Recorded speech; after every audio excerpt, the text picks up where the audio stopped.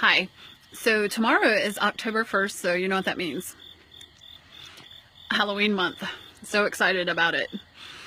It's one of my favorite times of the year. So in honor of it, I'm going to tell some ghost stories that were told to me by my family members and some that I may or may not have experienced on my own.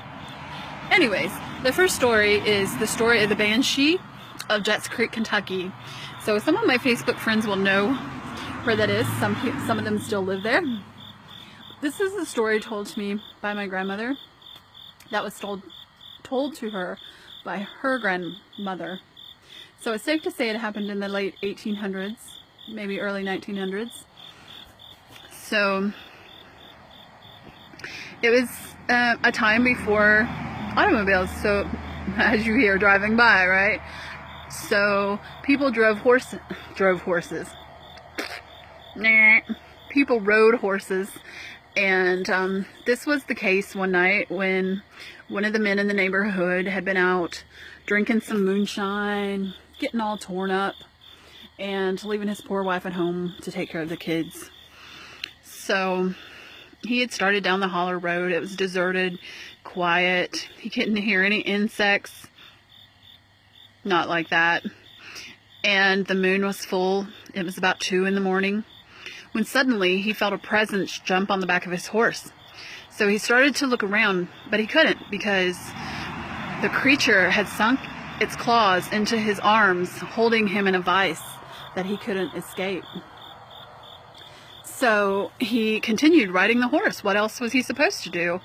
And all the while, this woman was screaming in his ear these shrill sounds that almost drove him crazy.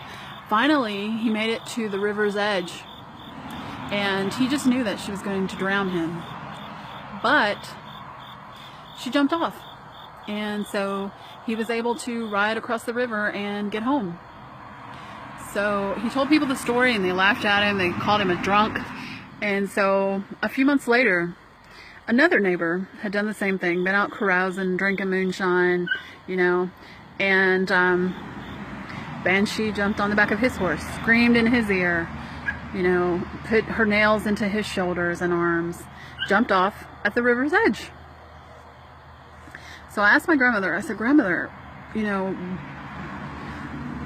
what was the point of the story? I mean, why did she jump on his horse?" And my grandmother said, it was a lesson for men not to be out drinking, carousing around, and leaving their poor wives at home to take care of the kids. That's what they get.